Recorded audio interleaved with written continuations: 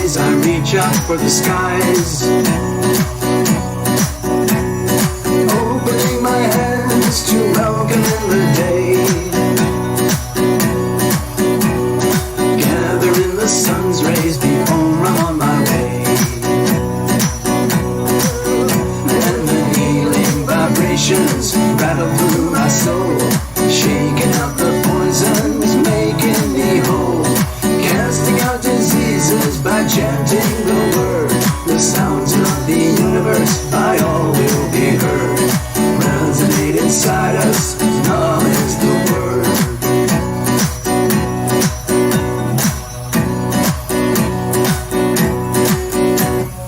Moving through the day, pray no accidents arise, giving thanks to heaven that I am still alive, blessing my enemies, blessing the ones I love, praying for forgiveness for any damages I've done. And the healing vibrations rattle through my soul, shaking out the poisons, making me whole, casting out diseases by chanting the word. The sounds of the universe by all will be heard, resonate inside us, love is the word.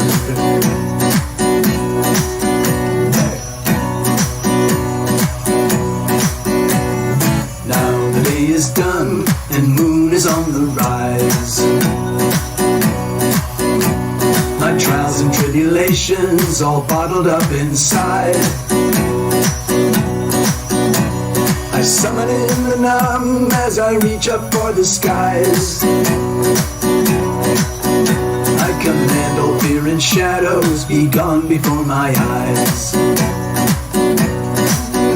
And the healing vibrations rattle through my soul, shaking out the poisons, making me whole, casting out diseases by chanting the word. The sounds of the universe by all will be heard, resonate inside us, love is the word. And the healing vibrations rattle through my soul, shaking out the poisons, making me whole, casting out diseases by chanting the word. The sounds of the universe by all will be heard, resonate inside us, love is the word.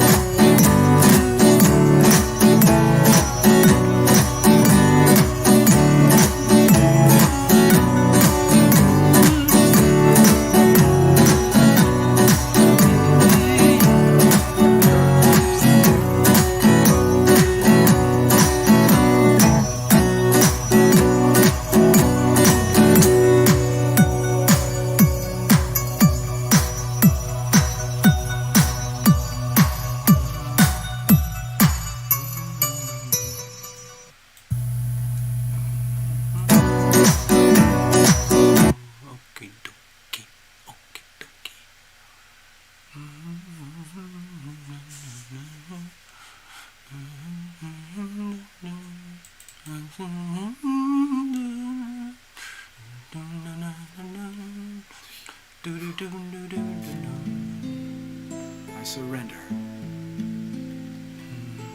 Oh, how the body craves, oh, how the heart it aches, oh, how the soul knows all of this. Feels like you manifested me in ways that match perfectly, answering my own wish for sure. So many lifetimes in the making, this time round there is no faking, no mistaking. I surrender, I surrender. My hands are held up high, my knees are on the ground. I surrender, I surrender. I hand myself over to the mystery of your sweet embrace. There's no going back, don't even have any maps to our new futures. There's only our next breath. We're so fully committed and so fully engaged, so courageous and fighters to the death, building bridges from your heart to my heart, forging bonds of honest structure, our new start. I surrender, I surrender. My hands are held up high, my knees are on the ground. I surrender, I surrender. I hand myself over to the mystery of your sweet embrace.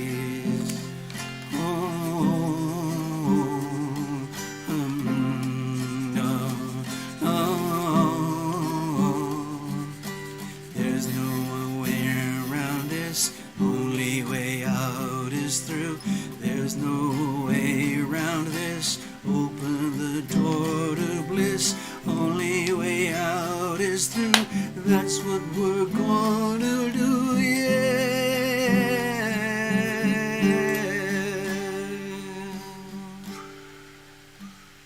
I surrender, I surrender.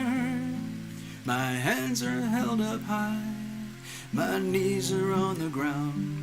I surrender, I surrender. I hand myself over to the mystery of your sweet embrace. I surrender. My hands are held up high, my knees are on the ground. I surrender, I surrender. I hand myself over to the mystery of your sweet embrace.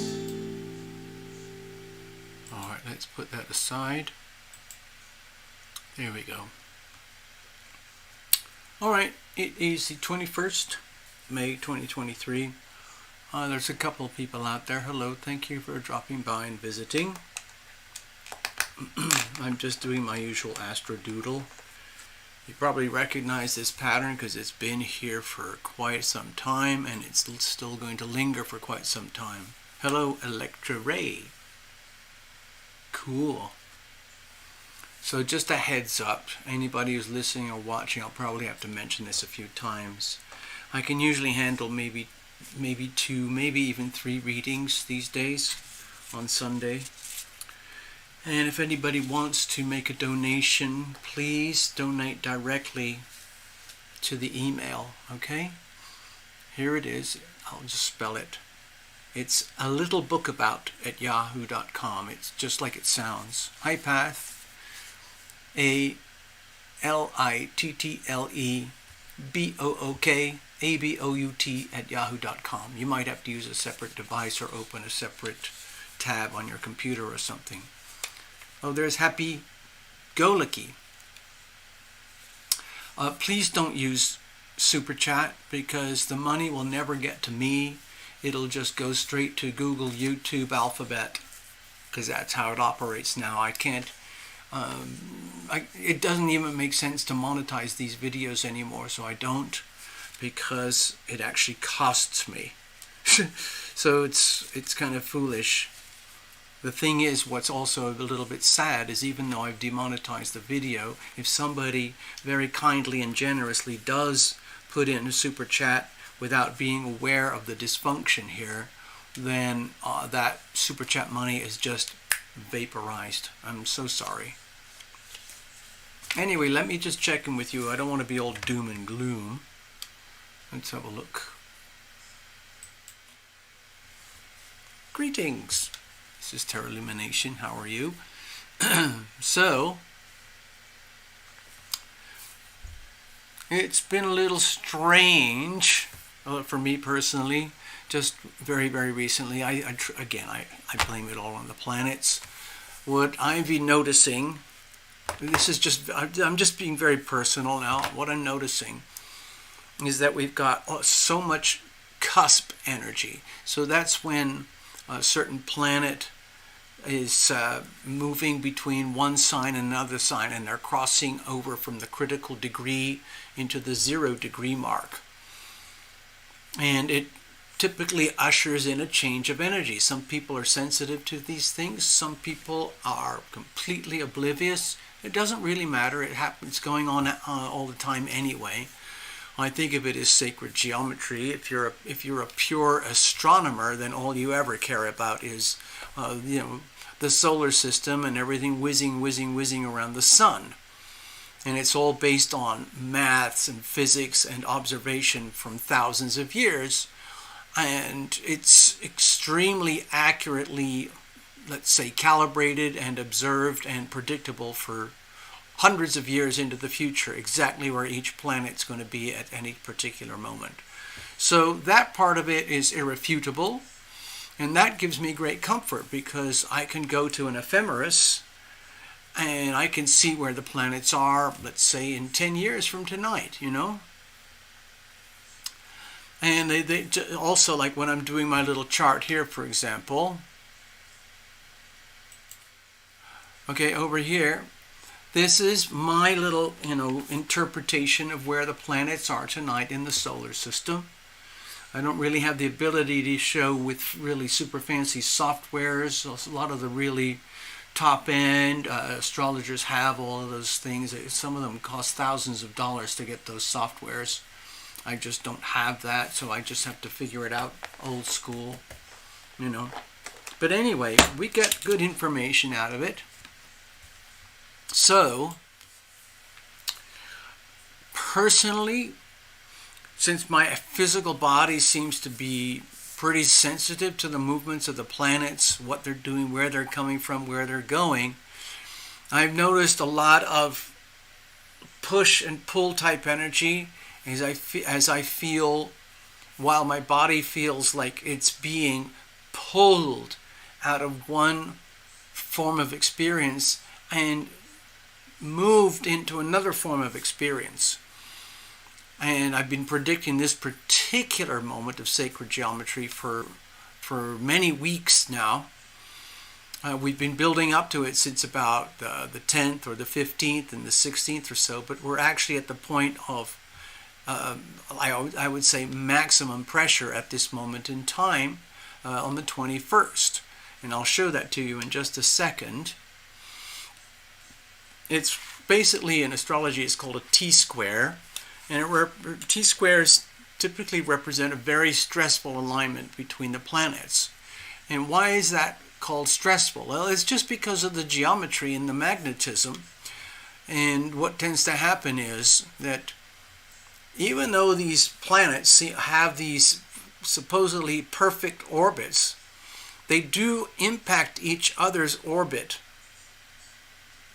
from each other's positions. It isn't just Earth that is impacted by the geomagnetic pull from one planet to another.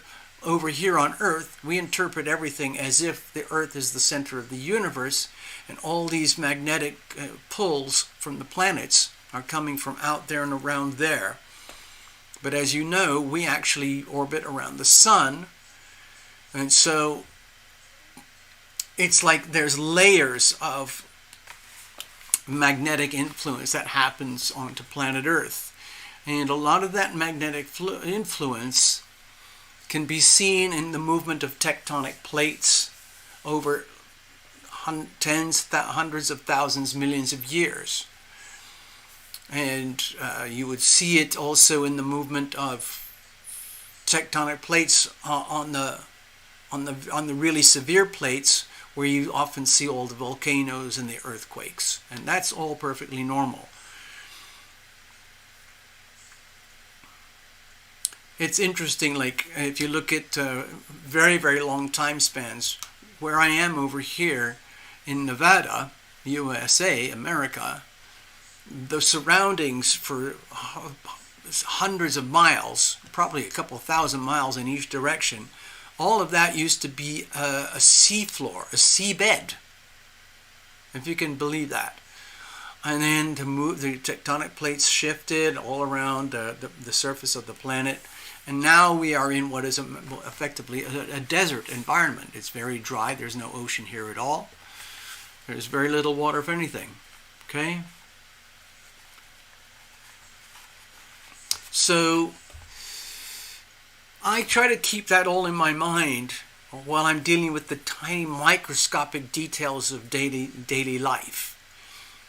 For instance, today I am applauding myself for making a wonderful batch of prepper food that will last for several days.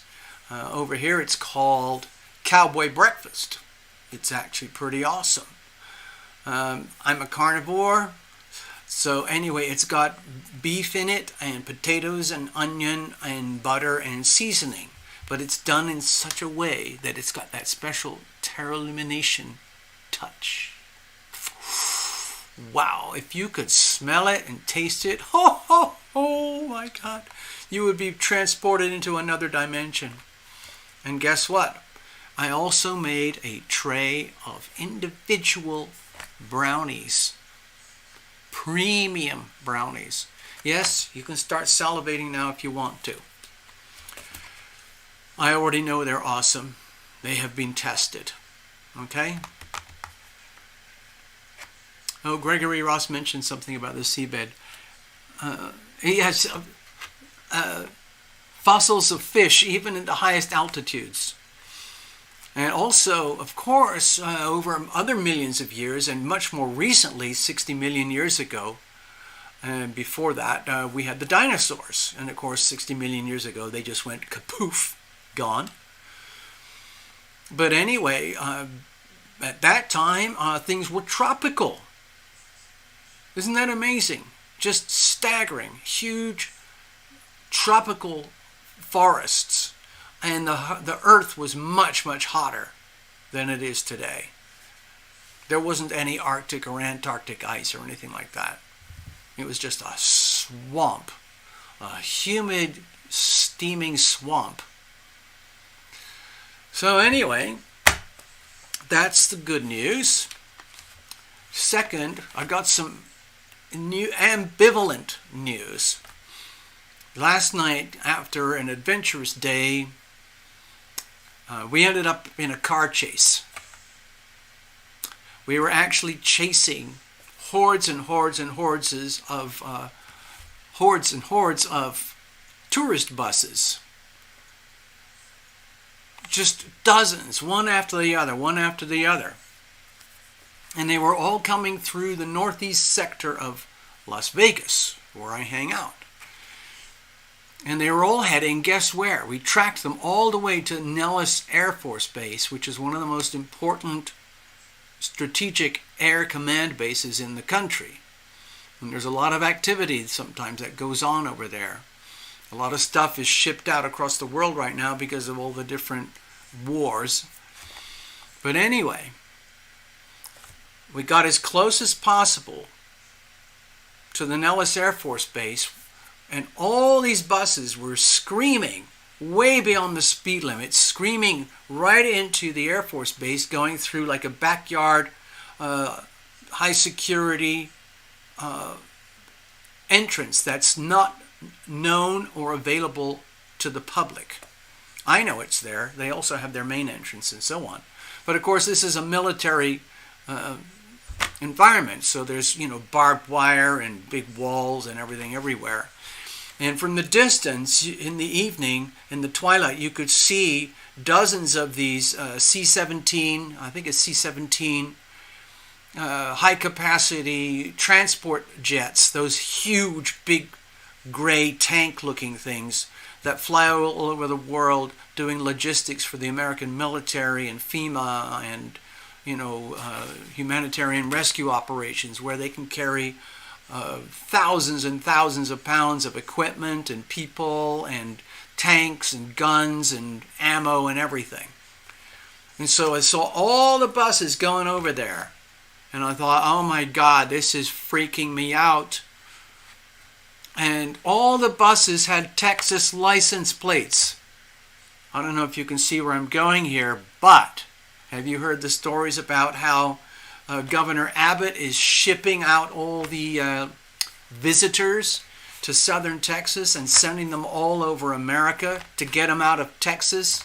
He's sending them to sanctuary states and sanctuary cities that are supposedly so keen on having this new demographic in the population. So anyone would think I was going insane, but I couldn't help it. It's just, I was there for like 40 minutes and the buses were just going. And they all ended up down by these big jets. So I got very disturbed. I kept thinking, oh, they're going to load all these people onto these jets and ship them all over America, just like what they're talking about in the hardcore, let's say, right-wing news sources that I see. These are conservative sources.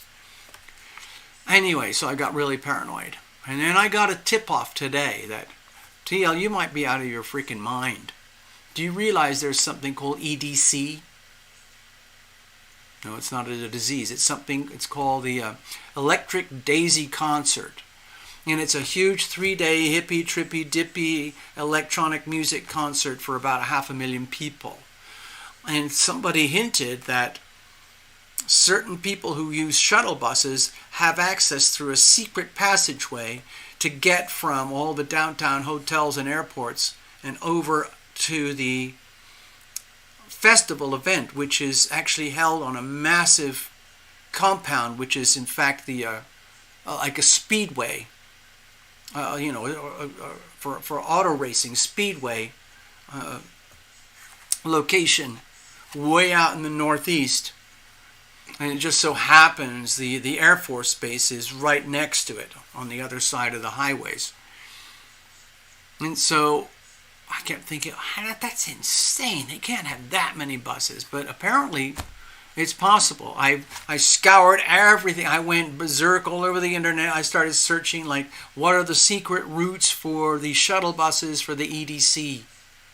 I couldn't find anything. The only clue I had was that the actual EDC website indicated that people who can afford the shuttles will be escorted through a special secret corridor that allows them to get to their event without being stuck in the massive traffic jams as people try to get to the events through normal roads.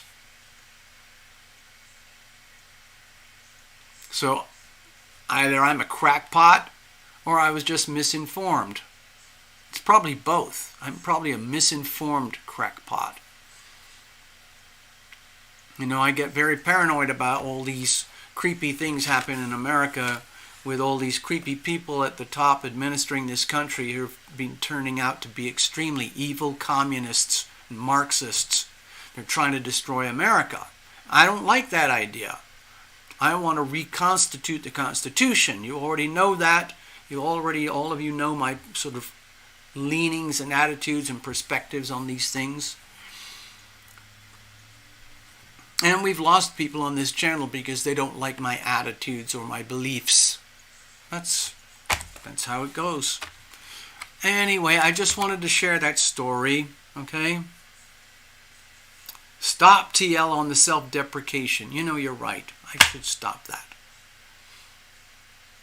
It's bad, TL. Bad. All right, okay? It is crazy. Yes, you're absolutely right. Okay. Ooh, okay, let me go back over here. I want to go to the TarotLumination Astro Doodle.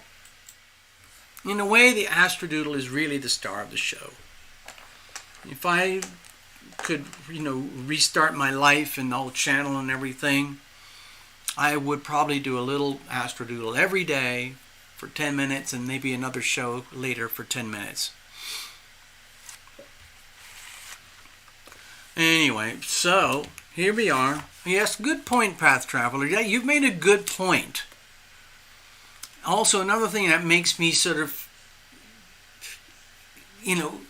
feel that I'm not insane and that maybe I am sort of like a conspiracy crackpot is that how do you explain that all those buses, at least 50 that I saw, minimum, and there were lots more coming, but we couldn't see all of them, but on the return journey you could see them all coming. All of them had Texas license plates. Makes you think, doesn't it? Actually, Path, I have a problem with the channel because YouTube, when they did my last strike just expired just a few days ago, by the way. So I'm not too excited about that because it doesn't have much meaning or value anymore because the whole channel has been striked. But they warned me that if I try to circumvent my strikes by starting alternative channels on YouTube, they would spot me and shut me down. Okay?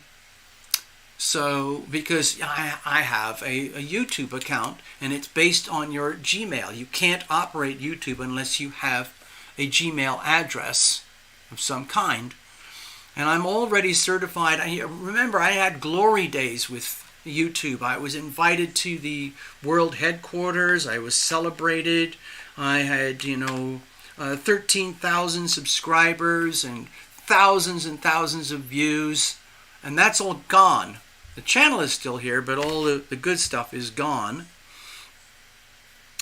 So they haven't. Anyway, you all know it's an old story, but basically we're just it's not really a proper healthy channel anymore. But anyway, let's keep going. So here we are right now. Some of you know that most of the reason I had strikes and warnings and deletions on my channel and blockages and all these comments and people trying to shut me down is because I was voicing my opinions and my deduction based on my astrodoodles and what I see, the story that I see from here and how it translates into human experience across the world.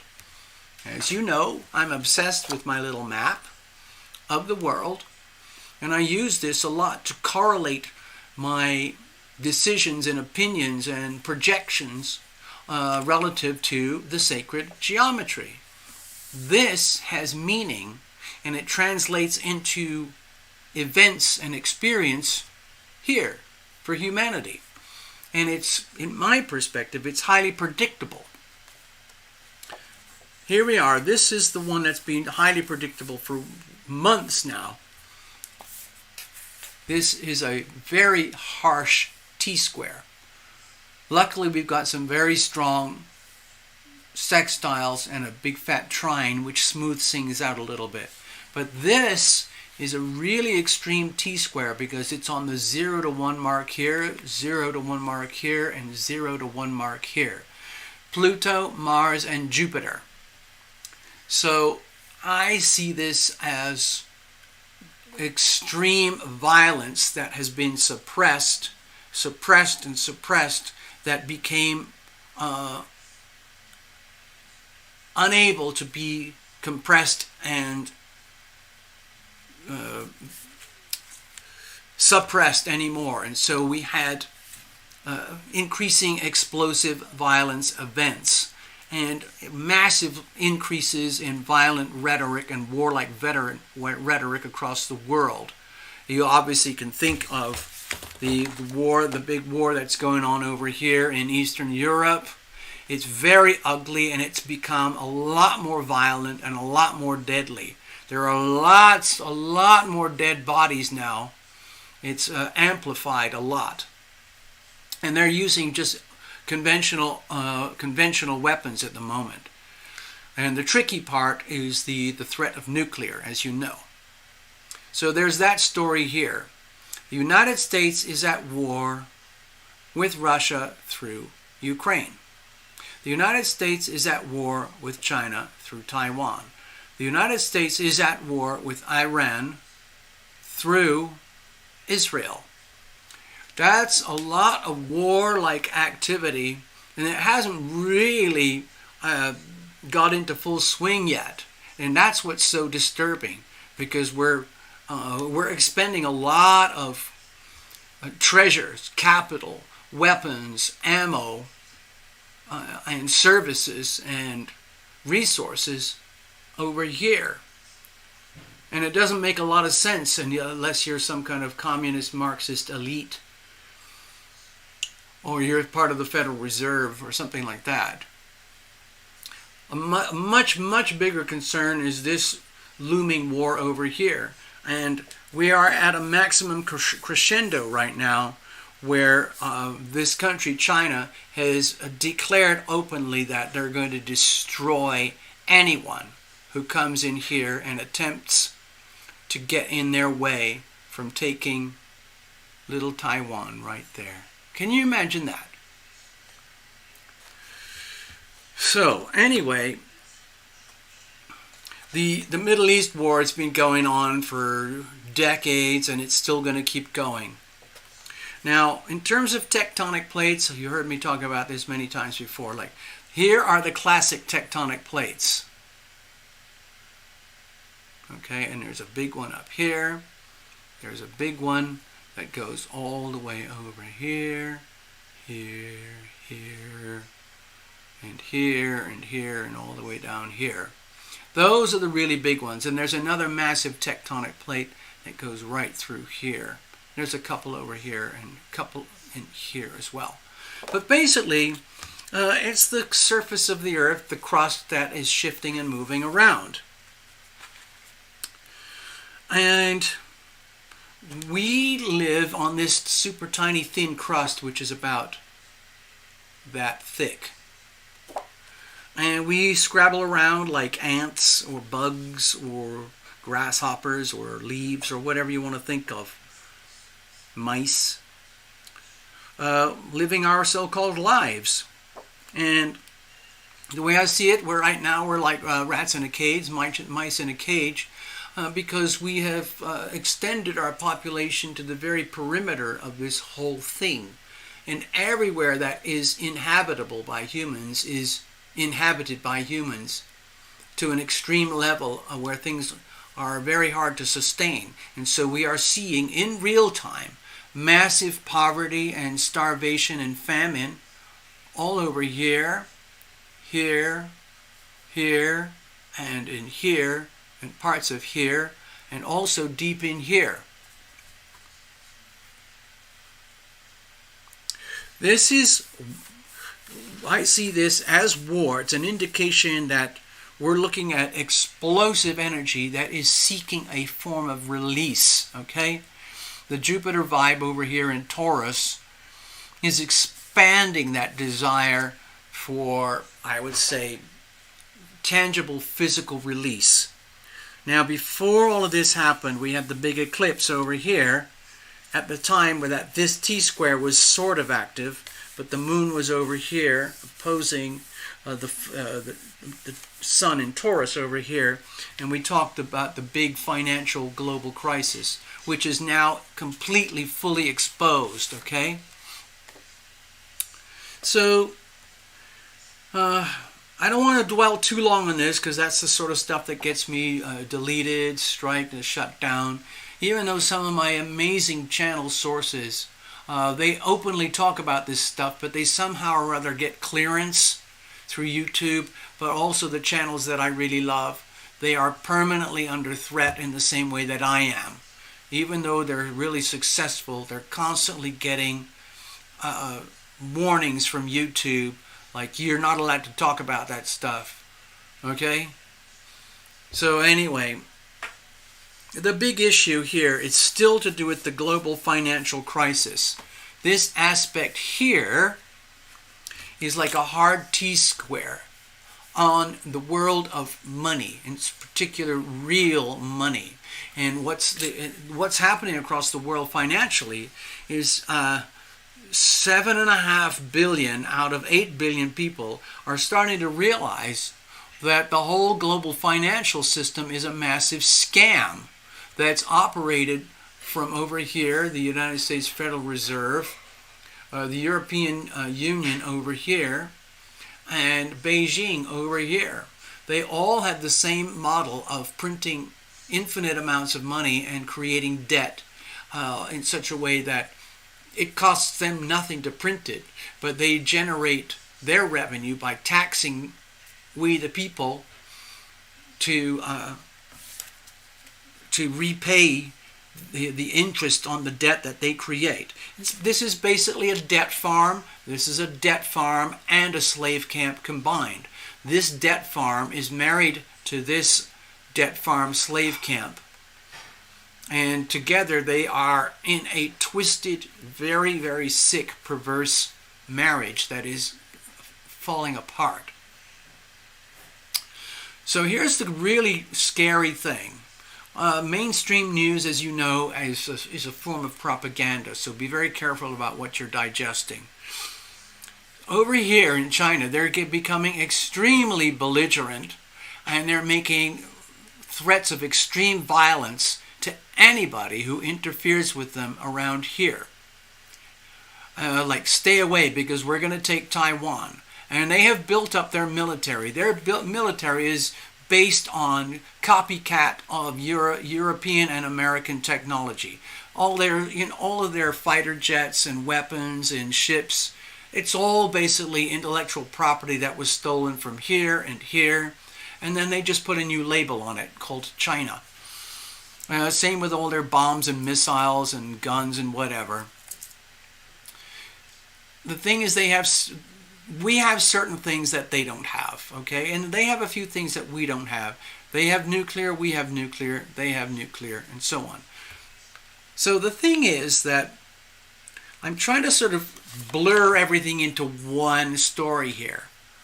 This big fat red triangle still relates heavily to the global financial crisis, where the world of fake money is starting to implode, and everybody that is not American is starting to realize that, and they can see it in their pocketbook. It's called inflation, and some places are in very deep trouble, like Zimbabwe, Venezuela, Colombia, Turkey, Sri Lanka, Pakistan, and a bunch of other places.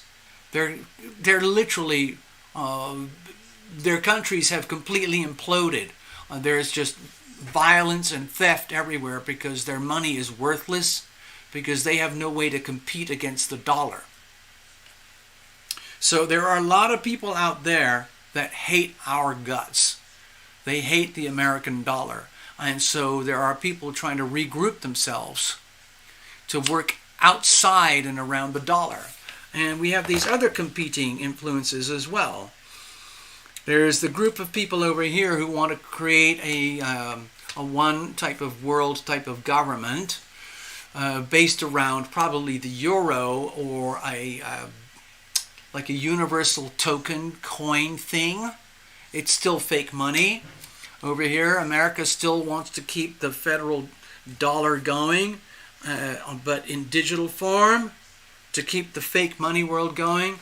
Over here, China wants to take over the world and force everybody to use the yuan as the default currency. Right now, the dollar is still by far the dominant global reserve currency, but people are getting sick of it, so they're realigning. So you have the BRICS nations, Brazil, Russia, India, China, and South Africa, and 81 other nations are asking if they can join the BRICS.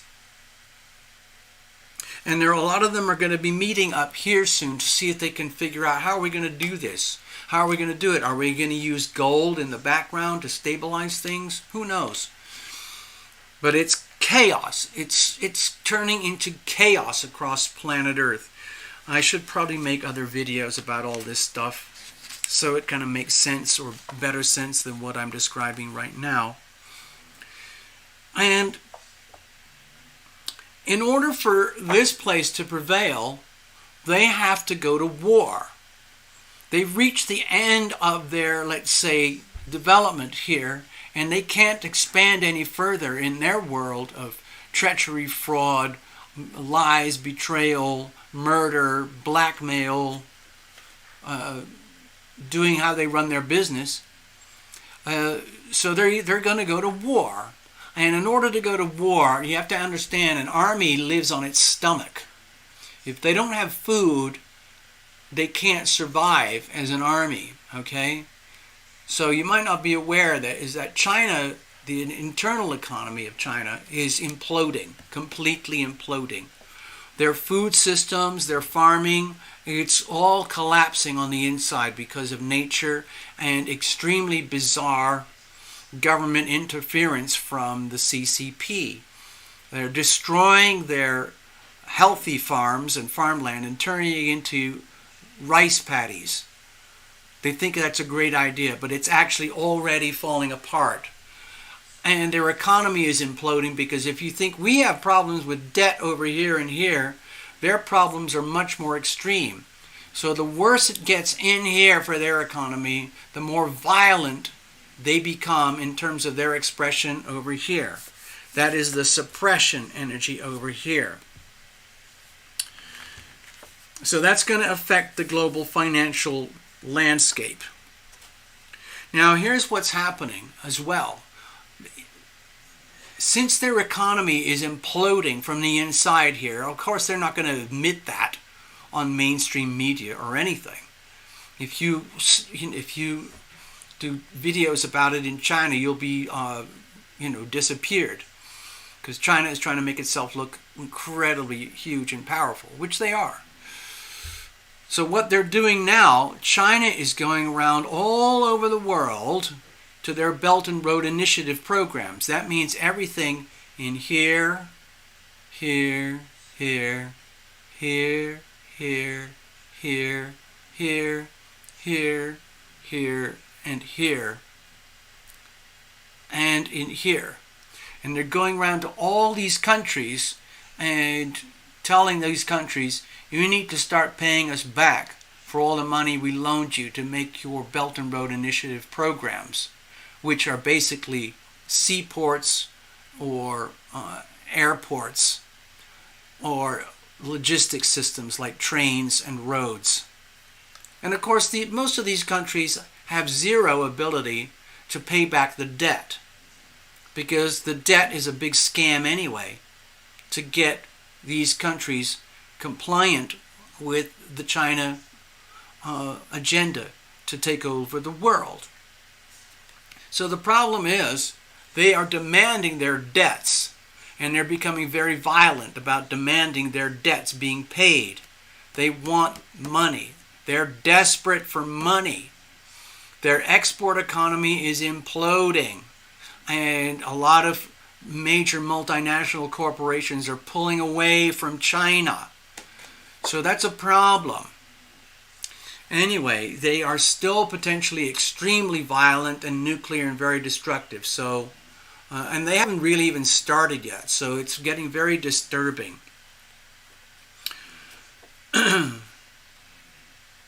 It's weird because when you actually look at it at this scale, China has infected everywhere on Earth, even inside America. America is deeply, deeply infected by the Chinese Communist Party. It's like a massive cancerous tumor. So anyway, it's all very scary. But most of the time, a lot of people in America wouldn't even know. I mean, for example, tonight we spoke about the EDM concert, the EDC concert right over here. 500,000 people, utterly clueless about what's going on as depicted here at TarotLumination. I don't blame them. Why not just party, party, party, party till you drop? So, oh, wait a minute, I just saw something on the screen. Oh, thank you, Tina. Thank you. Yeah, please do not send super chat money. I used to love getting super chat money, but if you do that, you're throwing your money away. If you put a $100 donation, it'll go straight to Google and YouTube. I'll never see it.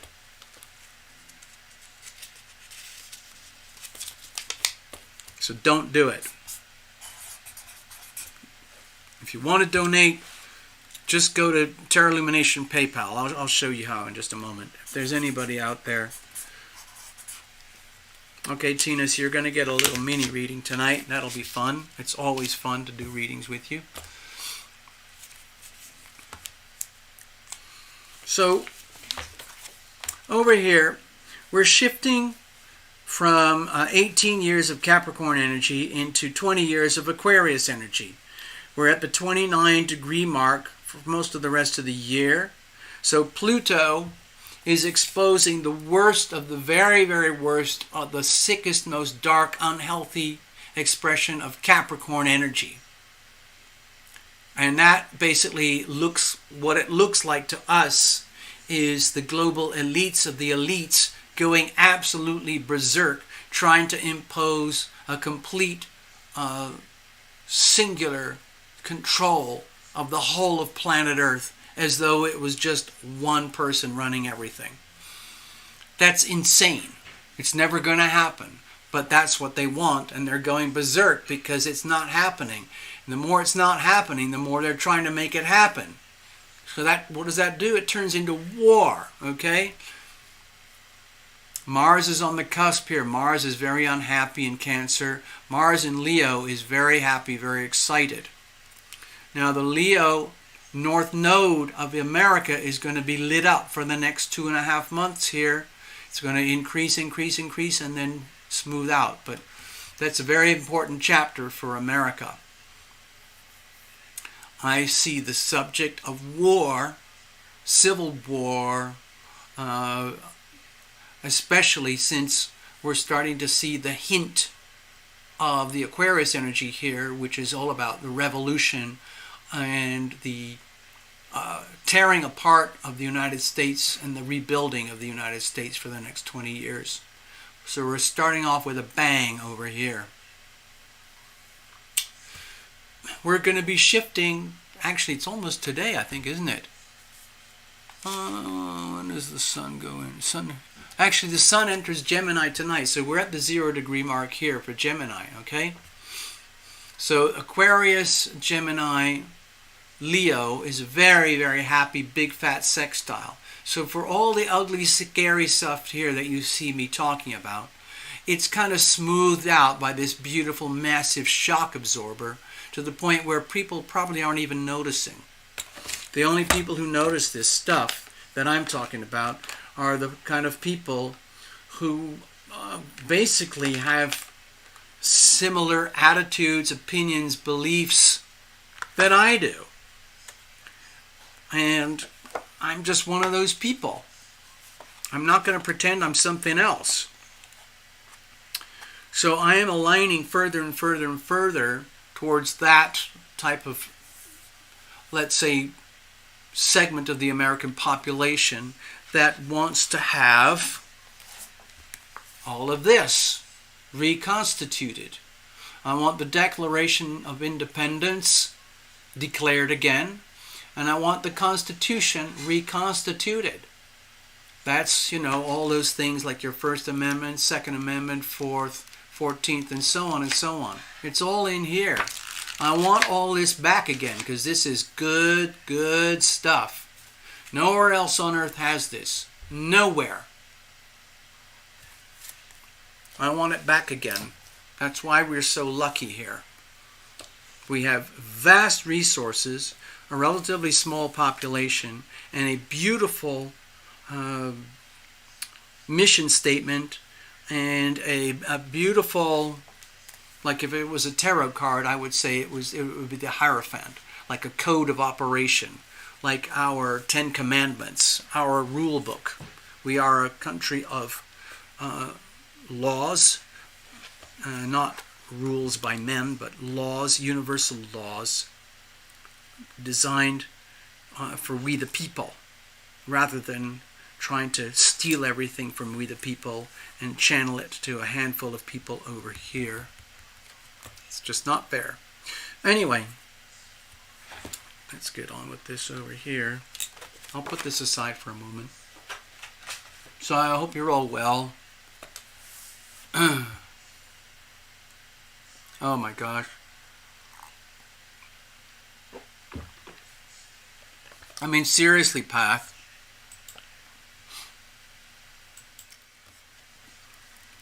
Actually, some of you might not know, but I get a lot of information and knowledge and wisdom from Path Traveler. Also from Happy Go Lucky. Because they are natural born sniffer dogs. They get a sniff of something and they dig till they find the dirt, and dig into the dirt and they find a little nugget of truth, and then they pull it apart and figure out what is that. And luckily they share with me. Of course, I do a lot of my own research as well. Hold on, who's this? Esther Marzalek. Hello. Hello, Esther Marzalek. Greetings.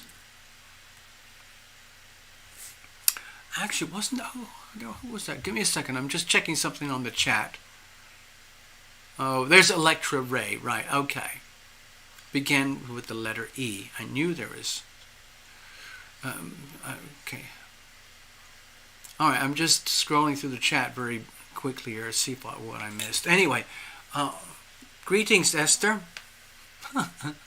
Esther, are you like in the healing arts, for example? Are you into nursing? Are you interested in astrology and tarot and readings and meditation and the healing power of love and all those good things? I'm very curious, because really those are about the only people who show up at this channel anymore. We used to have all sorts of people. I've done thousands of reading for thousands of people across the world, but that part of the channel has diminished, and it's mostly turned into a channel where I just kind of rant on some of my crackpot ideas and thoughts and feelings. So I'm just literally, I'm kind of curious, Esther. Where are you? Are you in America?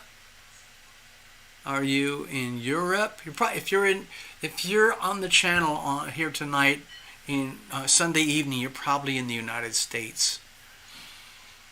Every now and again, I try to put in the effort to do a show that will be on a convenient time zone for people in Europe and Southeast Asia and places like that. We've had people from Africa, India, Japan, Philippines, Australia, New Zealand, Western Europe, Austria, Norway, the United Kingdom. You're over there in Western New York. Oh, okay. My brother's over in New York. He's on Manhattan. I just got a little blip on my news feed today that Manhattan is sinking. Why? You know, Manhattan is an island. It's got about 3 million people living on it, which is staggering. And they have skyscrapers, and the only reason they could put the skyscrapers is because Manhattan is basically like a granite, lump that sticks. Oh, you're outside of Buffalo. Whoa, so you get the really heavy snowy winters. I used to live up in Akron, Ohio for a while when I was a kid, and those winters were very heavy. Gobs of snow. Yeah, so Esther, over in Manhattan, And it's happening also in Jakarta, down there in Indonesia. They built these so many skyscrapers, and they didn't exist, 200 years ago. But there is a certain weight to those skyscrapers, and it's actually pushing the land downwards very, very gently. And so probably like, climate cult people are thinking like, oh my God, the ocean's rising. So far, there's no real hard evidence about the oceans are just going, whoa! So, also it's happening in one of the big naval bases around Maryland, I believe, or Chesapeake or somewhere. The actual land is sinking, and it's a perfectly natural form of sinking. It's just the tectonic plates are moving and the land is shifting. And so, for the naval base, they have started building upwards on the ports because it's too expensive to relocate the whole naval base for now. But for a lot of people who live on the coast and right on the water with their stilt houses, it looks like the water is rising. So the climate cult people go, oh my God, I told you, the ocean's rising, the ocean's rising. But it's actually, if you're an actual, like a surveyor, where they use those theodolite gadgets, what you'll find is that the land is sinking. It's perfectly natural. It's sinking in Jakarta. It's sinking in Manhattan. It's sinking in Venice, Italy. Those are facts. Facts.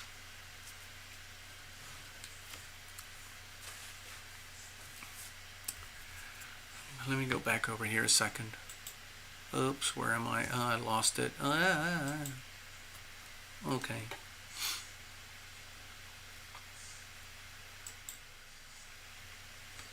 Okay, so I might as well just finish some of my ranting.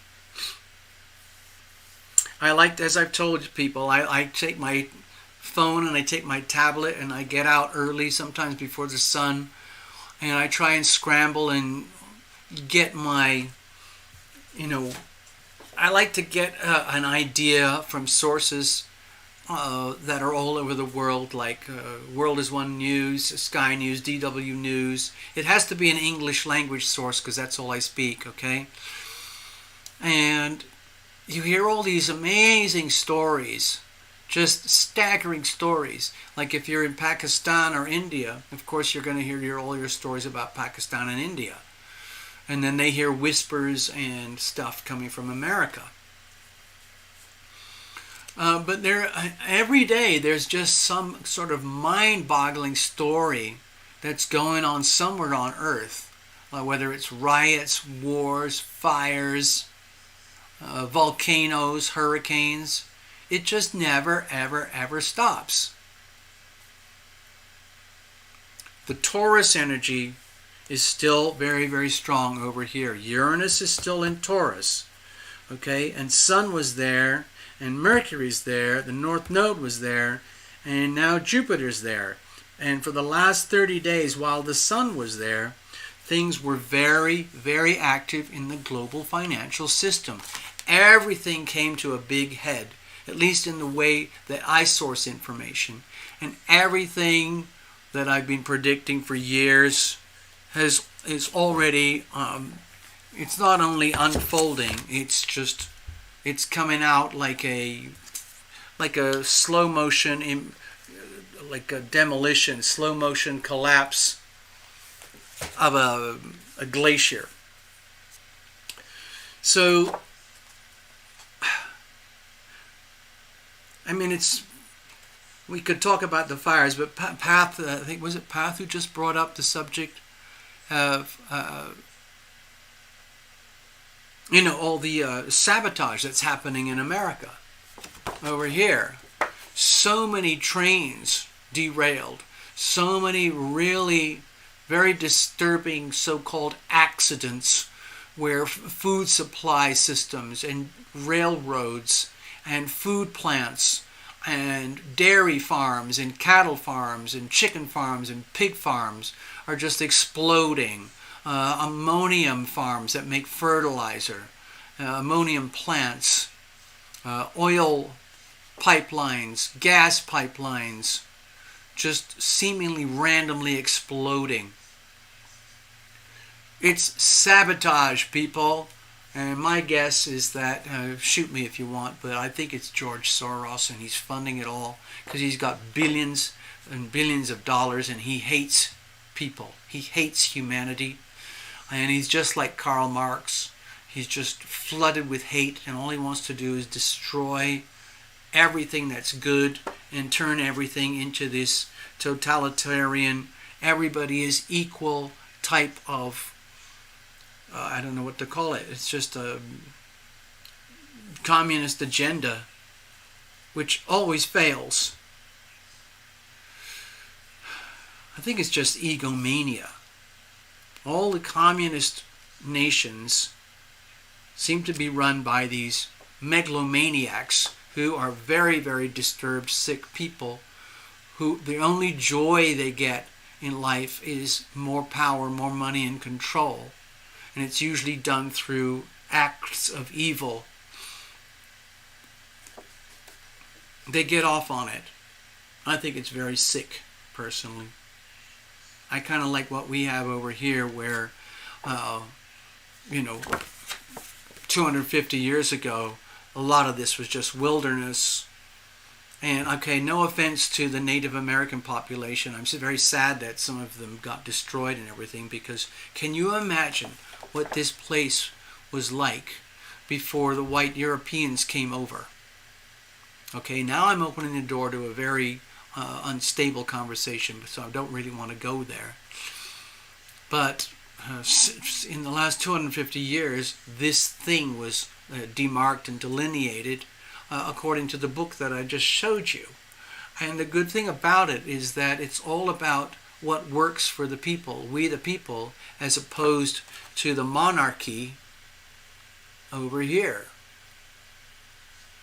And so everything that was happening about 250 years ago between here and here, which turned into a civil wars and the removal of these people here from here, these folks here decided, we don't want anything to do with you anymore. We're not your subjects. We're not going to give you taxes. So they set up this new place. They called it the United States of America. And they created their Constitution and their Declaration. And in the Declaration, one of the warning signs is, be careful down the road, people. You, the people. A democratic republic is a wonderful thing if you can keep it. Because it's all about the people. And so a lot of power initially was delineated to all the different states. So basically you mind your own business. And the whole country was rapidly populated and homesteaded by farmers mostly and business entrepreneurs. And it was a very much an environment where people looked after themselves and each other. There wasn't any Social Security, there wasn't any nationalized health care or nationalized banking or anything like that. Everything was very small scale independence. And the only reason they had a federal government is to basically consolidate all this energy and give the federal government the authority and the power and the obligation and duty to protect and defend our borders. That's their number one duty of the federal government. So they have a military which is consisting of parts of we the people. And the number one job here for the federal government is to protect and defend our borders. Okay. Somebody there in the head office is screwing up very badly, and it's all deliberately. But they're trying to destroy the borders here and here and here and here, so that this place can be destroyed and sucked into the black hole of this place here. Jeffrey Longoria, wow. Greetings, sir. Anyway, thank you all for listening. I'm going to do a mini reading now for Tina. put this off to the side. I can probably handle one or two if anyone's interested. Let me just show people out there. Esther, if you've never done this before, let me show you something over here. This is the TarotLumination website, and I'm on the wrong page, but if you have another device, you could go to TarotLumination.com, or you can open another tab. You can go to the donate page, and you will find a way to donate. Okay? And it takes you to a payment processor, and it's very simple. And it's just like swiping a card when you do online shopping. Okay? I just wanted to pass that on to you. Give me a second here. I got to do some homework because I'm noticing something very strange. Okay, there it is. Alright, no, I think we're good. Let me go back over here. I'm just doing some juggling behind the scenes. So just want to make sure that everything's good. Let me show you over here. There it is. Okay, now you can see the donate button. I don't know what happened. But if you go to the donate page, you'll see something like this, and you click the donate button. It pops up on a PayPal processor, and it looks like you have to have PayPal, but you don't. You can just scroll down and swipe a credit, donate, or a debit card, okay? So that's it. I just wanted to explain it in case there's people out there watching who want to do a mini reading and they've never done one before. Almost everybody here tonight has been here for years. We all know each other well, and we've all had little mini readings and so on together. But Esther, it sounds like I just don't recognize the name, that's all. So you're welcome to pitch in if you want to. I just thought I'd share that.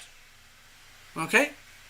So, anyway, we're going to get started. I'm going to go over here and get on with the reading for Tina. Okay, so we don't need this. I'm going to put this aside over here. I'm going to pop my markers back into the case.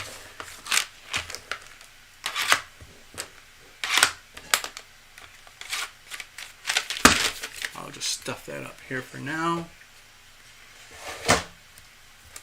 Esther, if you've never even seen the show before, then maybe you could just observe for a little bit. For all my little mini readings online, live events, I just use my situational spread. It's a powerful, very compact spread, and it's basically like a diagnostic tool, okay? That's all it is, really. If people book me for private personal readings, we go a lot deeper. We combine the astrology with the tarot, and it's a lot of fun. But tonight, it's really like snapshots, okay? I use the same analogy each time. It's my situational spread. It's like a diagnostic tool. And it's like going to AutoZone or O'Reilly's or some of those retail auto maintenance places. And I know AutoZone gives you a free mini diagnostics if you want it. When you go in, your car has to be indicating that the red check engine light is flashing. It's on. So that means there's a problem. So you can go to AutoZone and say, help, help, help, I have a problem with my car. And they'll jump out with their tester device, which is basically one of these. And they'll plug it into your car and they'll discover, oh my God, it's your oxygen sensor. Oh my God, it's your fuel pump. Oh, it could be anything. All right? But you see, the thing is, again, with the channel, you've got to reveal it to heal it. If you don't know what the problem is, you can't heal it. Anyway, so that's the point of this particular spread. It's like a diagnostic. Basically, what's going on? And you'll see what I mean in just a moment. So cards are well shuffled in advance. I hope things are going well for you, Tina. None of us have spoken. I haven't spoken since last week. I know you've been going through an awful lot. Oh my God, I just saw your note on the chat. You finally closed on a house in Montana. Hallelujah. That must be a relief.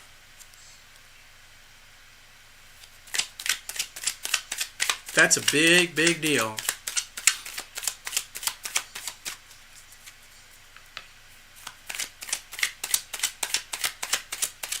So now you can advance in your new life over in New Mexico.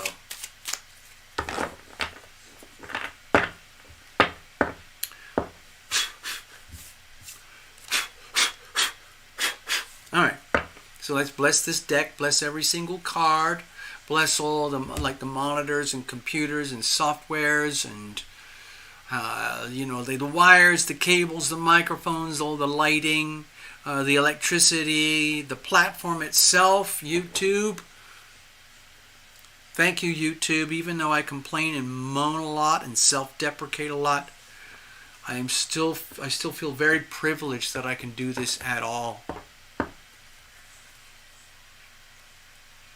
I know that since I've been doing, you know, the channel since 2017, there are other tarot and astrology channels that have really grown huge, like, you know, 100, 200, 300, 400,000 members and so on. That never happened over here. Of course, it would be a very different life if that happened to me.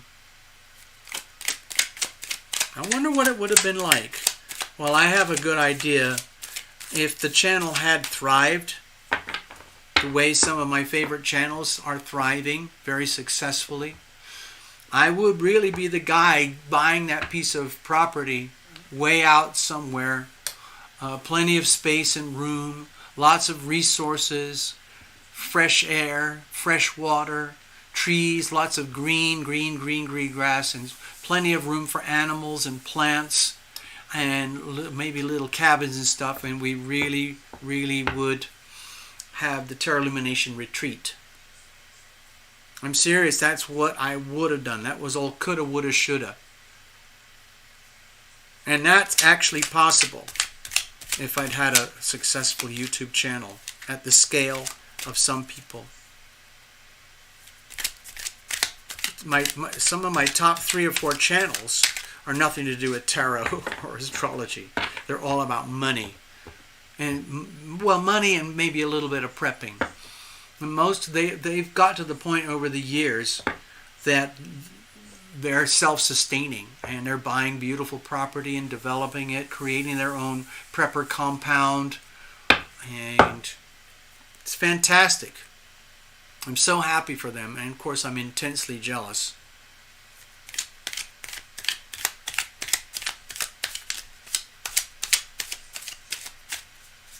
Alright.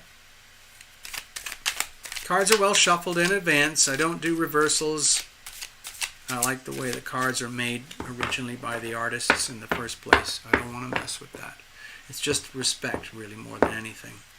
Alright, here we go. Alright, Tina. I hope you're comfortable and happy. This is just going to be totally blind, okay? Elizabeth! Ah, good to see you, buddy. Here's the situation. Here's the challenges. Here's how we're going to handle it. And let's have a look at the external influences. See what's going on.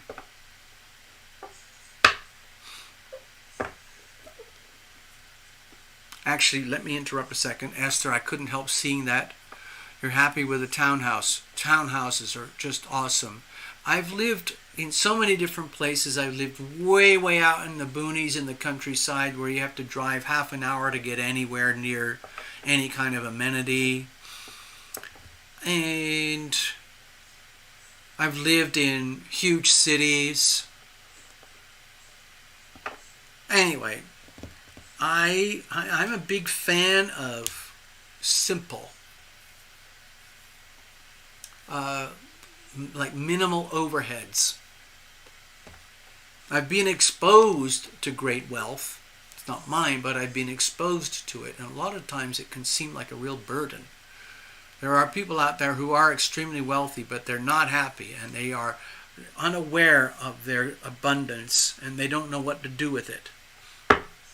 It's kind of sad. Anyway, let's have a look, Tina. What's going on here? The moon. Okay. So my feeling is that right now it's really important to sort of trust heavily on your instincts in that there might be so many things swirling around you in your world that are not fully defined. They're not locked down, not enough, let's say, solidity to it. So you're still dealing with a chapter where there are a lot of unknowns ahead, and it can be really scary. I mean, a lot of us here know that you are going through huge transitions right now, coming out of Montana, going down into New Mexico, creating your own world there, building it from scratch on your own piece of land. That's just incredible. And it's been going on. It's in a way you've gone in a very circuitous route to get where you are now. But that, in a way, it also feels like that's been the plan all along. So obviously there's quite a long journey still to go. In fact, let me show you the card really close up. I hope it shows you here. Can you see the little pathway down the middle there? This little piece of this, what do they call them? What are the crustaceans? They're very, very vulnerable, and sometimes they do have to come on land. And there's a long, long journey ahead here, and sometimes it's very scary, and it's at nighttime, and there's only moonlight to guide you. Oh, what am I going to do?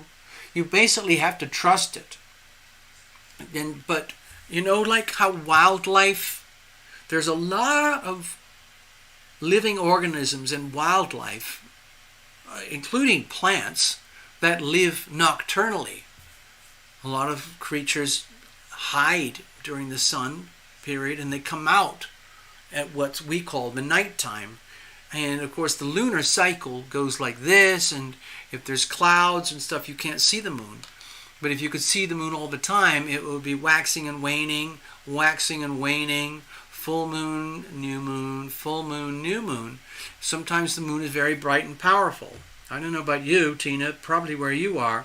I would imagine there are times when the moon is very big and very, very bright, and there's lots of stars, because you're far away from the big, big cities. So instead of being scary, what I'm feeling here is that the moon for you is an indication that you've got this beautiful alternative source of light and energy that's right there for you. And you don't have to be scared of anything. It's just a question of, like, you know, how can I do this? Hold on. It's like, for example, we all know Happy-Go-Lucky. She happens to be nocturnal. Tina is declaring that she is a night person, okay? It's how their body works, okay? I'm just the opposite. I like to get up before the sun comes up, and I'm usually wiped out by 2 or 3 o'clock in the afternoon. I have to take a nap, and then I'm in bed by 9, maybe 9:30, you know. I've already gone to sleep by 9 o'clock. And I've lived a life that's very nocturnal for many years, because I was like a performing musician when I wanted to be a pop star and a rock star and things like that. So that's a very nocturnal life. But anyway, there's something very, very beautiful about the nocturnal aspect of life. And most people are diurnal. They live in the daylight, okay? So sometimes the moon comes across as a scary card energy, but in your case, Tina, to me it's like a celebration of that magic that you can only access at nighttime, especially with moonlight. So take advantage of it, because it's a very intuitive time. Instead of operating from this very cerebral, mental, solar perspective here, at nighttime I believe that people operate more from here and more from here. Deep, deep, deep into the animal gut part of yourself. The raw animal part of yourself, where there's a whole different world of senses. You'd probably be more in tune with your pineal gland in here, and connect that to your gut. Some people describe their gut as the second heart. Is something like that, isn't it? Anyway, yeah. Heather's over there in British Columbia. And also sometimes we get Precious, okay? Precious is over there in Edmonton. I think the fires have calmed down near Edmonton, but it was very terrifying for Precious. They were having to do evacuations, and she's got 3 kids. And it's been a very, very, very tough time for Precious over the last few years. Maybe we'll see her this evening. I don't know. But anyway, Tina, what I'm suggesting is, like, you might as well really get into that nocturnal, deep, deep, deep animal intuition vibe and let that work for you. It's there. The way I see it, it's actually there for you. It's actually your friend. Oh, gut is your second brain, right? Oh, okay. All right, let's have a look here. What's the situation? Who knows? Let's have a look. Oh, wow, this is a very mystical card in this particular reading. And I think this, even though the energies are very different, I think these two play together very, very closely. Right now, the situation, again, it's very lunar. Let me just check the chart again for a second. Give me a moment here. Because the moon is right at the end of Gemini, and it's going to move into Cancer within hours, okay, over here. So maybe this mini reading right here is like for being given notice in advance that you're going through the next 2.5 days of very powerful lunar influence. And that's going to eventually coincide right up here with Mars in Leo. It's just 2.5 days away. So pay very close attention over the next few days, Tina, as the moon goes through Cancer. Okay? I would, if I was being really strict on myself, I would force myself to withdraw from solar daytime activities like, whatever it is, TV, driving, outdoor daytime stuff, and really tune into the nocturnal vibes at the spiritual level, and almost by invitation ask for your invisible friends to give you divine guidance, divine intuition, using your natural radar. If you think of this as radar antenna, and see, she is completely blindfolded. It's almost like you're better off deliberately switching into the deep gut energy, because that's how human people used to operate thousands and thousands and tens of thousands of years ago. There was much less chitter chatter, blah blah blah blah blah blah blah, and much more let's say intuitive behavior, where people operated much, much more from their gut, from their intuition. And I believe a lot of people would have been very nocturnal going back thousands of years, because that would be the best time for hunting, because that was the only way you could live, hunting and gathering. If you didn't hunt something like, a duck or a rabbit or, a little deer or something, or some kind of seafood, you wouldn't get any protein. And then you'd have to go foraging for plants. And a lot of times it's better to do all that stuff at night, using your gut and moving very, very, very carefully. Okay? So what I'm sensing here with the Two of Swords is the situation is right now. It's happening right now. It's time for you to prepare to receive divine intuition, clairvoyance, clairaudience, clairsentience, visions, impressions, sensations of whatever it is that you need to know, on the belief that you are guided and you are protected. And often the only way to get that guidance and protection is to deliberately turn away from your, solar cerebral self and tune into the gut animal self at the depth of your soul, which would be like your gut intuition, and go from there.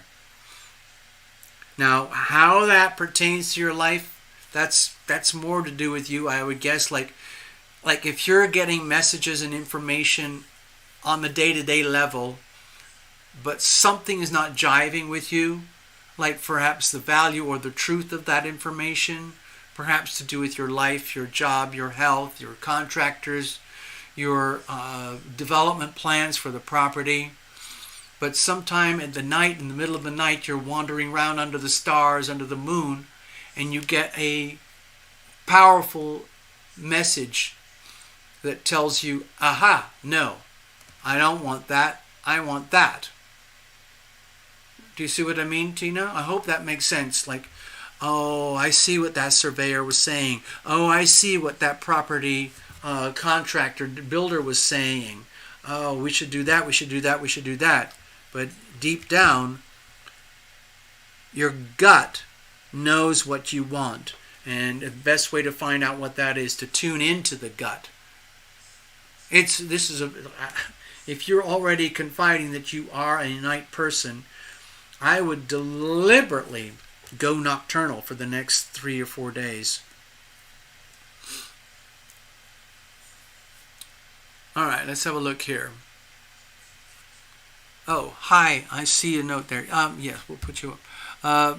I hope it would be very nice if you could put in a donation. Not super chat. The donation's really the only way to donate anymore is through the PayPal donate button on my website. Sorry about the interruption, Tina. I had to grab that while the notes there on the screen.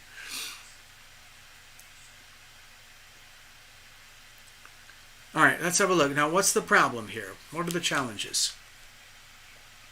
Okay, so we've got the Strength card in this challenging position. So it might mean that in some ways you're kind of at war with yourself, because at the solar level, what I'm sensing here is that there's the solar lunar energy going on. In other words, sun, ego, me, I, versus the intangible Neptune, spirit, moon, soul nature of yourself. So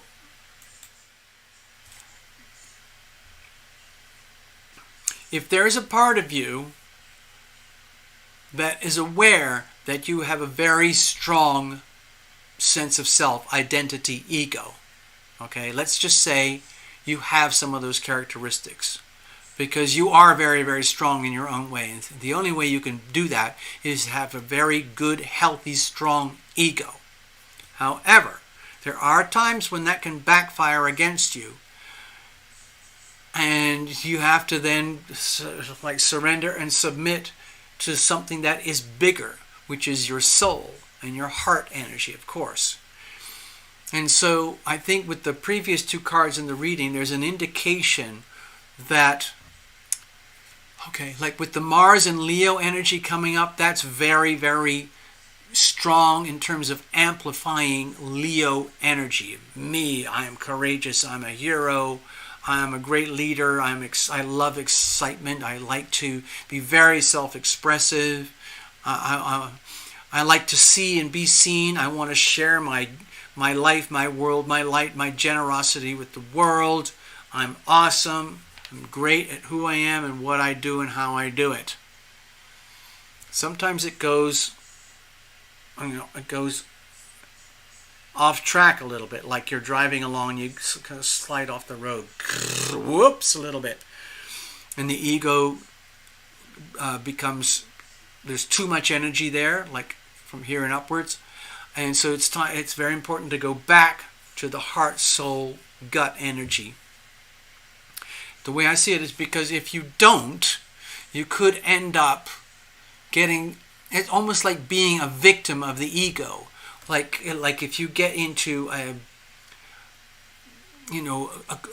discussions with developing your new life, world, job, property, and everything, and you hear something that your ego doesn't like, it would be very, very natural to take that personally and want to respond accordingly, you know? But what I'm sensing is that going forward here, there's a whole other vibe going on where it's really, really important. Like if you want long-term peace, serenity, and a deep sense of connection with your new chapter in life that's unfolding, it's important to prioritize heart, gut, soul energy over the ego. And that's hard to do, especially if you are have a strong, healthy ego. Every now and again, it can get carried away with itself. And then you have to put it in check. And that's really hard to do. So I'm not trying to hurt your feelings or anything here, Tina, but that's what I'm sensing here, is there's a struggle. There might be a struggle between ego and soul, or ego and spirit, that's hard to manage.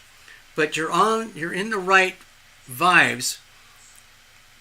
But it's all maybe like this reading is basically, it's here to say you know all this already, Tina, but you need affirmation that it's very, very important right now to take a moment or a few days and really, really kind of detach yourself almost from society and go like walkabout, as they say. Spend time out in the nighttime in the wilderness and just soak up the vibes of the moon and the stars and maybe whatever it is, crickets, you know. Okay.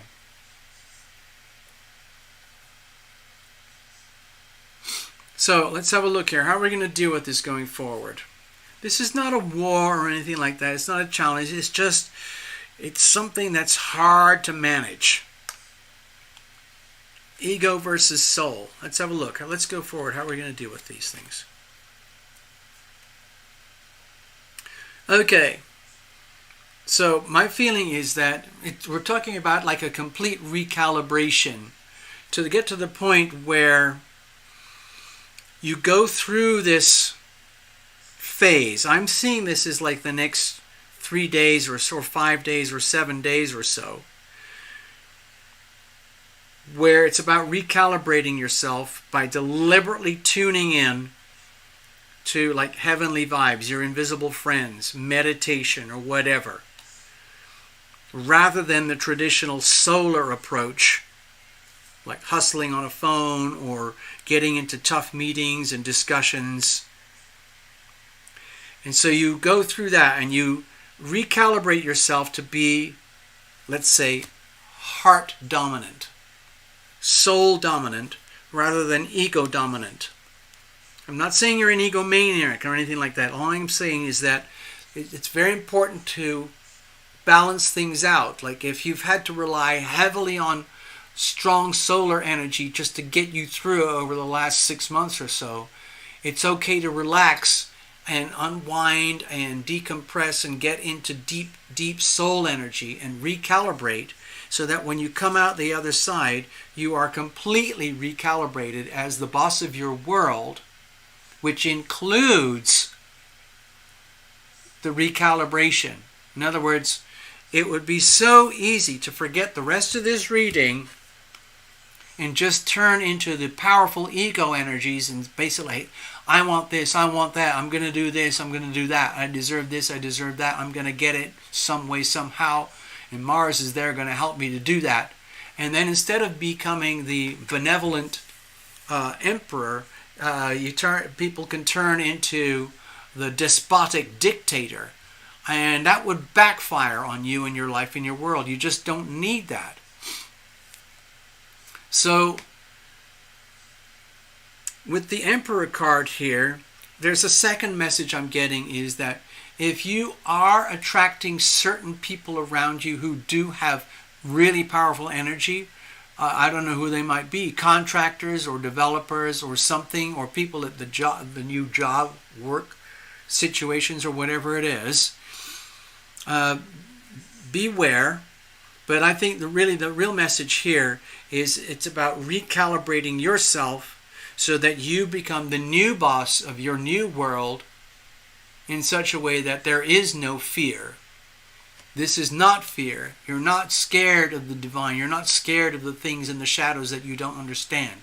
Instead, you incorporate that, and that becomes the actual dominant part of your nature. Of course, you're still going to have a strong ego, but what really counts, like when the Emperor energy, for example, is really in its premium expression, it's really powerful, it's totally strong, it has total command over its nature and its world and its environment, and it comes from a benevolent perspective. So, for example, back in the old days, or even today, when you have very, let's say, unbalanced leadership, like in Russia and China, they have Emperor energy, but it's the worst expression of Emperor energy. It's the highly violent, despotic, tyrannical dictatorship. Now, flip that around and you get the benevolent version. This would be the kind of energy where everybody loves you, everybody respects you because you're a good leader, you're a good member of the community, and no one wants to mess with you because all you do is radiate benevolence, leadership, strength, and power, but in a very healthy, wholesome way. And that would include your health, by the way. All right, thank you, Tina. I hope that helps you. Now, there's some chatter going on here about more readings. Thank you, Tina. I've got to move on. Let's see. Hold on. Hold on. Give me a second here. I got to check something. Just hang in, folks.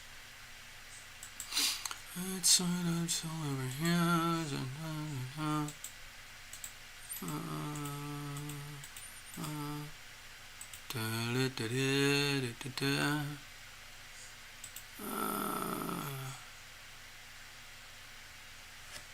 I can't see anything here.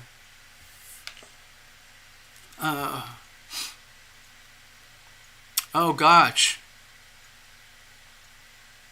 Oh gosh, I got a bunch of other readings. Give me a second. I got to catch up, folks. Okay, Elizabeth Boucher, you are getting a reading. And oh, looks like Gregory Ross is getting a reading too. Tina, we just sorted you out, so that's great. You're so kind. You're so generous. Thank you. Let me go back over here. I got to go all the way over. I've got so much stuff going around on the computers here. Trying to keep everything operating, working properly. So anyway.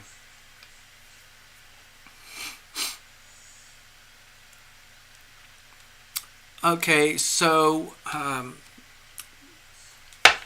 we've got a reading lined up for Mr. Gregory Ross. I'll shuffle these up and get sorted in a minute.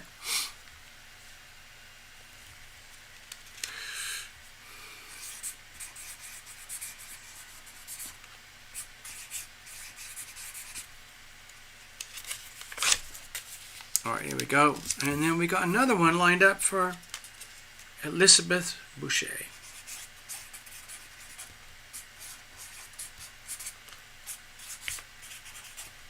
Here we go. I don't know if we'll get to Esther. I didn't see anything on the donations, but maybe another time. Hey, Esther, if you want to still proceed, but you can't handle it because you don't understand the technology or anything, we could meet up another time. Because let's say you do make a donation, but it's not tonight, it'll still show up here. I'll see it through my systems, and then we can book something, okay? So don't worry too much. I've done thousands of readings all over the world, and you'll be in good hands. And whatever you need will come to you.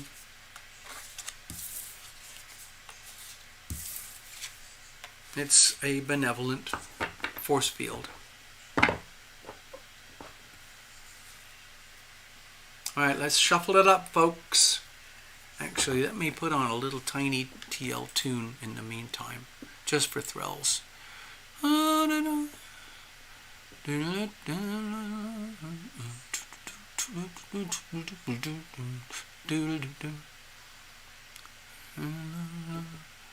going to put on, this is a very ethereal song. And it's called Through the Ether. And some of you might have heard it before because I wrote it a few years ago. And it's about how people communicate through the ether. And the ether, I'm using that as a sort of magic word for the invisible realms where all the angels and our invisible friends hang out. Okay, I've got it all queued up and ready to go. So I'm just going to play that song. But the point is that it's how some of you, have you heard? Okay, give me a second. Okay, so hold on, Gregory, give me a second. Have you heard of remote healing? Have you heard of remote viewing? Have you heard of psychic mediumship, clairvoyance, clairaudience, clairsentience? All those things happen in the world of the invisible.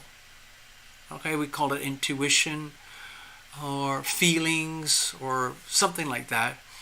And for human beings, the actual biological organ that I believe is most tuned in with that energy is the pineal gland, which sits right in the middle here. Okay?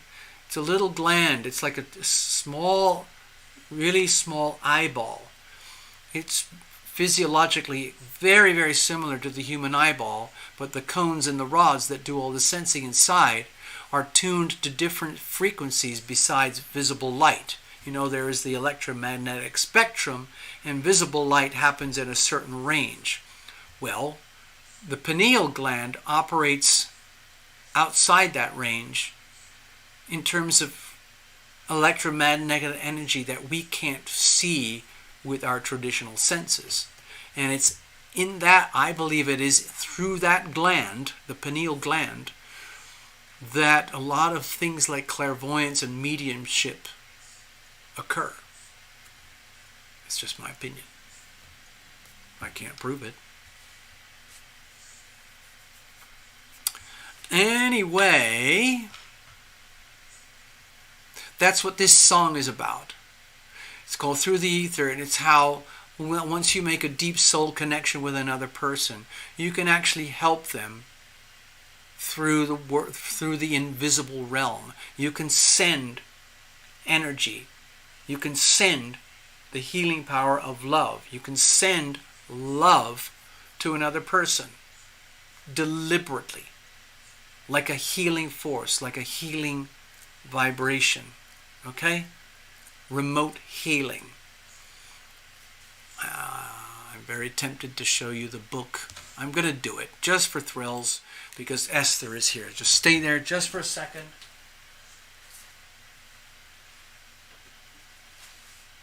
When I talk about remote energy healing, if you want a visual depiction, again, this is the best of the best. Where is it?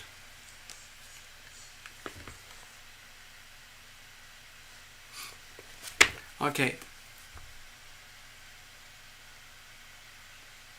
This book is by Barbara Brennan. She's from the 80s. I don't know if she's still alive today. Maybe she is. But this is all about the healing power of love, a guide to healing through the human energy field. And these are visual depictions that she's put in her book. Here's an example of auras. Like you can see the golden layers there. It's very normal to see these kind of auric energy on people. And when, let's say, skilled energy healers do their work, they pick up different vibrations and frequencies. Some of them relating to health, some of them relating to sickness. But I think one of the best images I just love this image. Let me show you.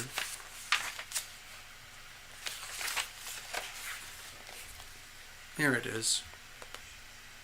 So, like if you go to like Sedona or somewhere like that, where there's a lot of energy healers, you could book a session with an energy healer, and you would lie down on a table, they would do blessings, and then the healer would come along and do their healing with you, like Reiki healing, for example.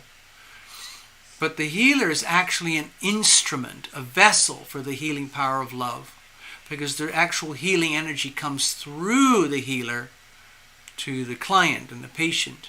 And over here are the invisible friends who are helping out. And the energy moves through the hands primarily. It can be a whole body experience, but it often moves through the hands. And here's another example of what it might look like. Another example in a Reiki session, something like that.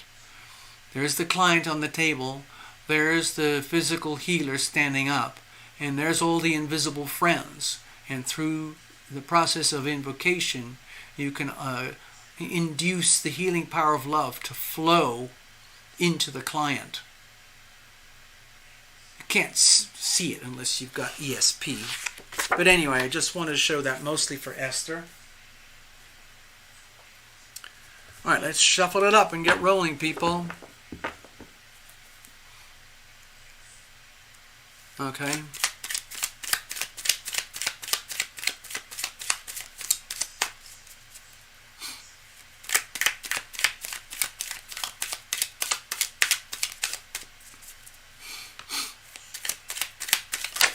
Oops, sorry, it flew out. I'm going to put it back in here.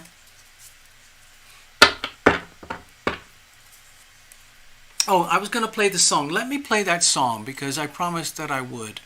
Give me a second here. Here we go.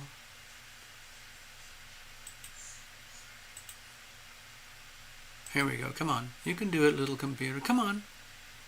Here we go. It should be running now.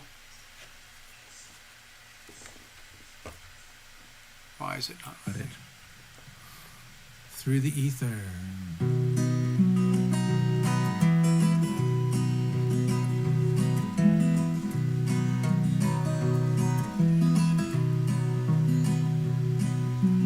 Laying up and around in our mountains, in our seas, in our forests, with all of our stones, exploring one another, pushing our boundaries like new lovers. And you comfort me through the ether, and you tell me, I can tell that you're worried about me, and you assure me through the ether that we're okay, everything is gonna be okay, that you're holding my hand all the way.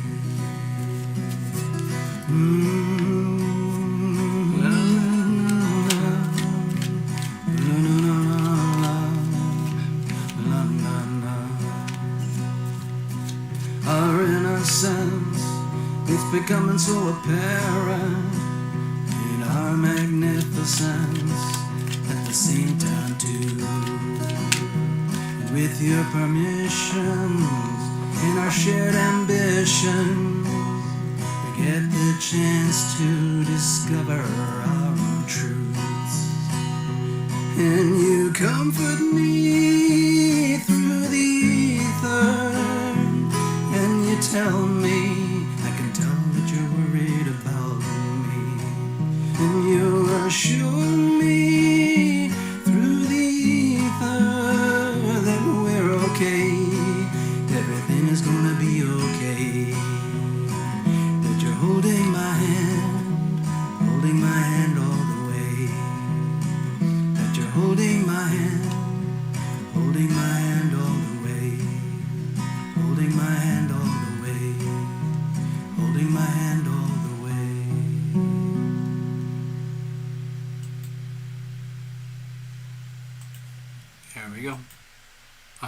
like that. Okay.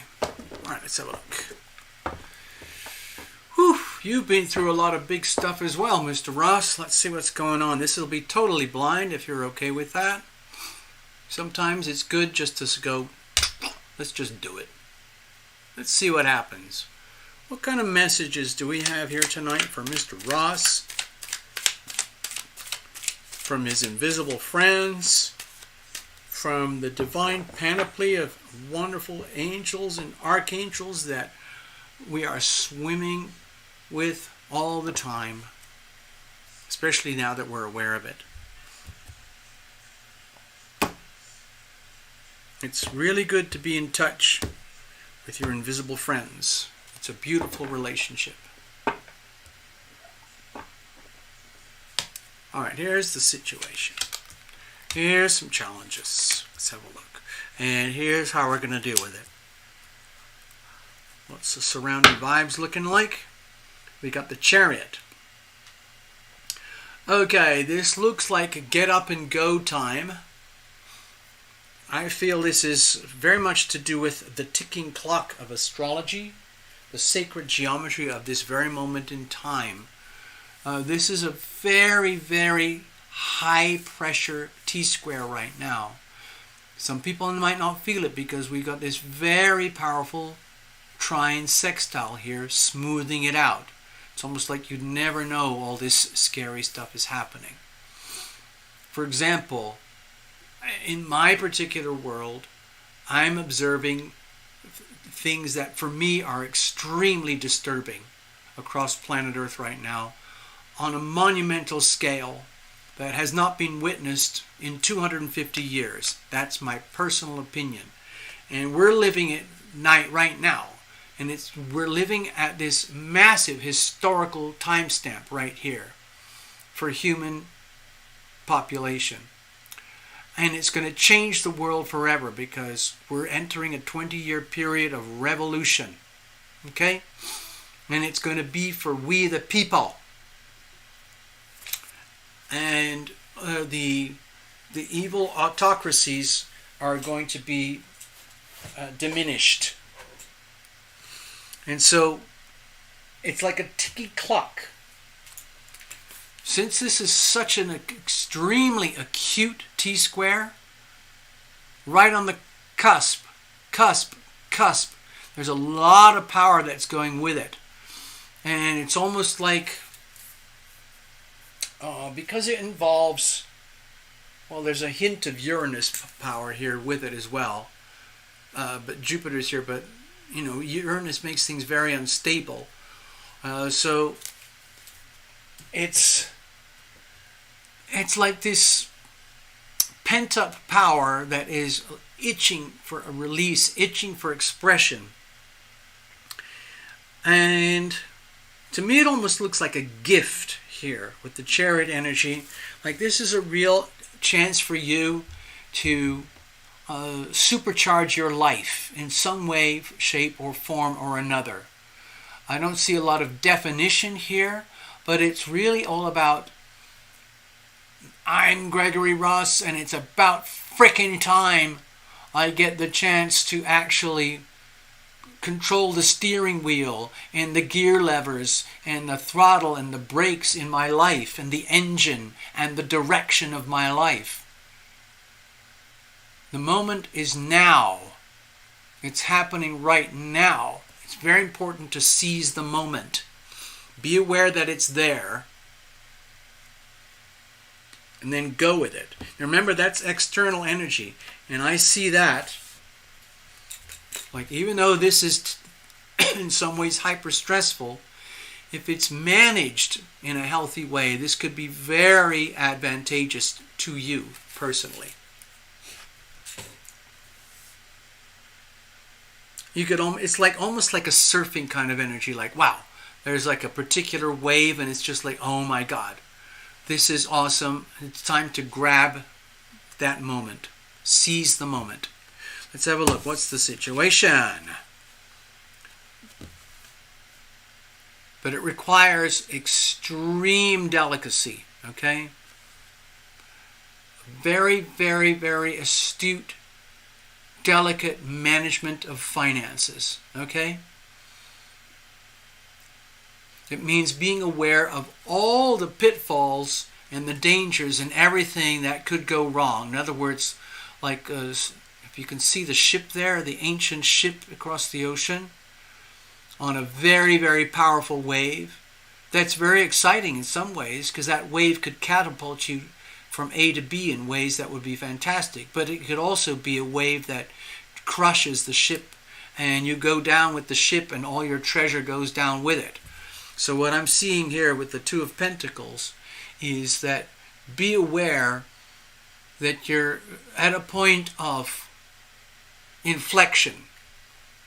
You know, the cusps energy, moving from one energy field to another energy field. It's the same thing for the whole of humanity and all people, but in particular for you, it's a very precise inflection moment in your life where it's an opportunity to recalibrate, restart, create momentum, direction, purpose, meaning, action, satisfaction, fun. It's almost like the thrill of, that's almost like getting a new car. That's what I'm sensing here. Like it's the thrill of having a car that you deserve and that you like. Now, of course, let's switch to the money aspect again over here. In order to proceed, the situation requires incredible delicacy, incredible balance, so that it's like you have a responsibility now to create very healthy balance, like a life, work, money balance in life right now, so that you don't get all lopsided, taken over to one way or taken over to another way that becomes unhealthy. You don't want to lose any treasure. You don't want to bury any treasure out of fear of losing it. It needs to be balanced in such a way that you can take charge with life, move forward. Like just navigating through the material, physical, monetary aspects of life in a very, very healthy, thoughtful, pragmatic, responsible way. What's the challenges here? Again, financial issues here. My feeling is that, oh, thanks TL. It's great. It's easy for you to say that. I'm glad you're so excited about the Chariot for me, Mr. Ross. But seriously, TL, you have no idea how hard it is to do what you're talking about. Do you have any idea how hard it is to balance the books of life? You don't want to be giving away too much. You don't want to be hoarding too much. Things have to be in balance. And the first thing to do is bring yourself into balance, into equilibrium with yourself, so that you are not in a position of need, and you're not overdoing it with kindness and generosity. It's very, very important to stabilize and maintain yourself and find a point of equilibrium and balance so that you do not become unbalanced and dissipate yourself, dissipate your resources, your time, your energy, your resources in a way that would translate into losses. You don't need that. So how are we going to manage going forward? Allow for big life changes. Just let them happen. Allow the old world to collapse and implode, and simultaneously, it's like strap yourself in to the new world that is unfolding. Okay? Because I don't think there's any other way to describe it. I think you're in one of these positions right now of tumultuous change. Perhaps it's about time. And again, the beauty about the Tower card, it's one of the most powerful healing cards there is, because it basically renders anything and everything that's obsolete, redundant, inappropriate in your life, in your world, whether it's, I don't know, relationships, situations, attitudes, beliefs, careers, anything and everything. Whatever at the depth of your soul is no longer relevant needs to be just obliterated. It's almost like if you insist on holding on to something that is obsolete and redundant and not healthy or appropriate for you anymore, this could be painful. And of course, that you don't want that. You don't need that. You need the healthy expression of the Tower, which is wonderful, deep, profound, life-changing transformations that are ultimately healing for you. So don't be scared of this, okay? Now, I know you love to reinterpret all your readings in your own way because you're a skilled reader yourself. Of course, you're welcome to do that. I'm just giving you the story as it's unfolding to me here personally as your reader tonight. So I see this as a beautiful thing. It's about surrendering, allowing everything to fall apart that's no longer relevant. Just let it go. And grab onto the reins, hold onto the steering wheel of a new life that is inevitably unfolding for you. Just have to be careful. That's all. Thank you, Mr. Ross. Next up, we have Elizabeth. Hello, Robin.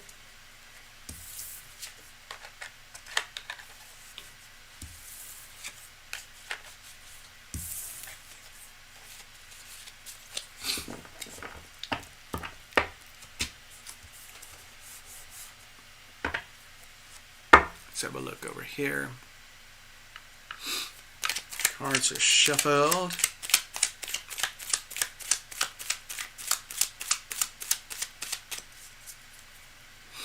Let's see what's going on. What kind of messages do we have tonight here for Ms. Boucher?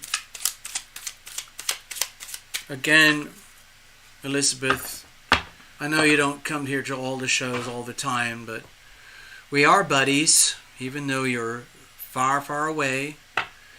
And you're in my heart frequently. Okay?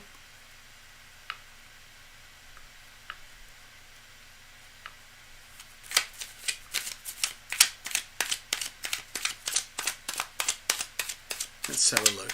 You've been through so much. You've had a very, let's say, tumultuous, very unique, profound life. And you have stories to tell. And I know it's hard for you to do that. And you've been working at it, but you do have a gift. Don't ever forget that, Elizabeth. You are a gifted writer. Okay? All right, here we go.